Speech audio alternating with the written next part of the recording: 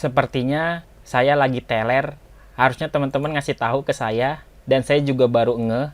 Harusnya urutan routingnya sangat berpengaruh terhadap apa yang kita lakukan. Jadi harusnya ini di atas dan ini di bawah. Karena dia akan menganggap slash create itu adalah parameter dinamisnya untuk menampilkan halaman profil user. Jadi pastikan ini di atas, dan kalau kita simpan, template-nya berhasil di-render. Jadi silakan teman-teman yang ngikutin video saya sebelumnya, error, terus saya baru ngeh dan baru sadar kalau urutan ini mempengaruhi. Kalian boleh buka git base lagi, terus arahkan ke lokasi Laravel-nya untuk menjalankan npm run watch. Biar settingan, oh salah. Oke, kita enter, jangan terburu-buru. Emang kalau ngoding tuh seperti itu. Padahal errornya seperti ini, kesalahan yang sangat fatal. Hati-hati teman-teman, jangan sampai bingung, jangan seperti saya. Kita lanjutkan lagi ya. Kita akan tunggu proses building npm-nya berjalan. Hasil registrasinya seperti ini. Harusnya sudah cocok. Registrasi.view template yang kita buat seperti ini. Oh iya, kita melakukan return title. Seharusnya kita return sebuah objek inersia untuk merender template registrasinya. Oke, saya akan lanjutkan kembali pembahasan kita. Template-nya sudah kita buat. Berikut ini adalah halaman registrasinya. Nanti idenya pada saat kita submit data, form action-nya akan mengarahkan ke user, tapi dengan menggunakan metode post. Sehingga di dalam routingnya kita pun juga harus mendaftarkan. Saya langsung buat saja routingnya di sini. Saya paste buat jalur rutenya. Routing kali ini metodenya post dan alamat URL-nya ke /user. Saya mau mengakses kelas controller yang sama, tapi buat prosesnya itu di method store. Seperti yang sudah saya bahas sebelumnya, walaupun URL-nya sama seperti yang di atas, tapi yang membedakan adalah metode HTTP-nya. Yang ini untuk metode get, yang ini untuk metode post. URL-nya sama, tapi metode post itu mengirimkan data ke server untuk dikelola. Berarti ada request input yang masuk melalui sebuah form. Untuk nama metodenya sebenarnya kamu bisa tentukan sendiri. Misalnya nama metodenya adalah registrasi. Saya gunakan nama-nama metode ini sesuai dengan standarisasi yang diberikan sama Laravel. Jadi sebenarnya kamu bisa menggunakan fitur yang namanya controller resource untuk membuat sebuah CRUD yang lengkap. Nanti fungsi-fungsinya juga dibuat secara otomatis. Tinggal kamu sesuaikan aja renderingnya kemana. Jadi kamu kalau sudah belajar Laravel, pasti mengikuti kelas Inertia.js-nya akan mudah untuk kalian pelajari. Lanjut lagi, kebanyakan ceramah, kita langsung buat prosesnya di sini.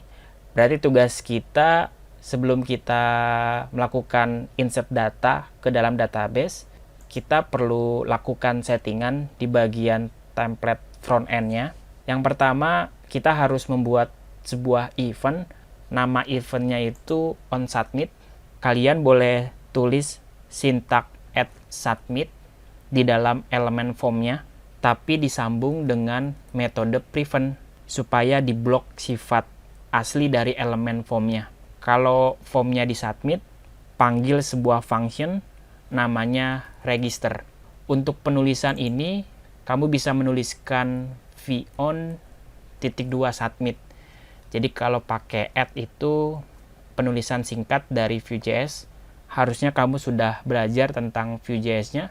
Jadi pada saat form submitnya berhasil dijalankan, panggil metodenya. Metodenya ini harus saya daftarkan di bagian script. Kita pasang opsi metode. Nama metodenya atau nama fungsinya adalah register. Kurung kurawal, jalankan fungsinya di sini. Yang saya mau lakukan adalah menjalankan request HTTP tapi melalui inersia. Artinya inersia menyediakan settingan Ajax untuk bisa berinteraksi dengan server. Kalian boleh tuliskan this $inertia.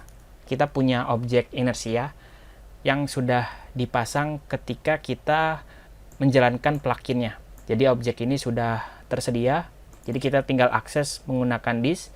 Kita pasang objek inersia untuk menjalankan sesuatu. Yang akan saya jalankan adalah inersia.post. Nanti HTTP-nya bisa post, bisa put, bisa delete, ataupun bisa get.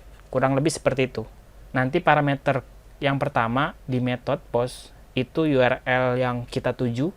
Pada kasus ini adalah /user di method post yang sudah kita daftarkan di bagian routingnya. Terus parameter yang kedua, pisahkan dengan koma, kirim datanya di sini. Tapi datanya belum ada. Untuk itu kalian perlu siapkan dulu datanya. Kalian boleh pasang opsi data, return komponen datanya di sini. Nama datanya adalah form.2, bentuknya objek yang terdiri dari data input, namanya name, pisahkan dengan koma, pasangan key value, terus ada email, dan yang terakhir password. Semua default inputannya dibuat null atau string kosong seperti ini. Kemudian data-data inilah yang akan kita binding satu-satu di setiap input formnya melalui direktif vmodel. Jadi kalian pasang vmodel di dalam input tipenya, sesuaikan dengan nama model yang kalian referensikan. Yang pertama untuk form.name. Jadi form ini adalah nama objek datanya. Terus kita referensikan ke data nama. Begitupun untuk yang email, form email, dan form password. Jadi kalau kamu ubah di sini jadi user, boleh. Berarti akses objek user.name, user.email, user.password. Tinggal kalian kirimkan saja data formnya pada saat inersia post dijalankan. Jadi kalian tinggal akses this user. Tapi sebelum itu saya nonaktifkan dulu kodenya. Saya coba lakukan console log apakah datanya berhasil diambil atau tidak. Balik lagi ke halamannya, inspect elemen, silakan masukkan datanya. Misalnya user, emailnya @mail.com, passwordnya user, kita registrasi. Berikut ini adalah hasil objek data usernya, sudah berhasil ditampilkan ke dalam konsol. Data-datanya sudah sesuai dengan apa yang kamu tuliskan di dalam form, berarti tinggal kita aktifkan saja request inersia postnya untuk kita kirimkan ke server. Jadi nanti tugas kita adalah menjalankan method store untuk mengolah data request yang sudah masuk. Tapi untuk saat ini cukup, kita akan lanjutkan lagi di video berikutnya.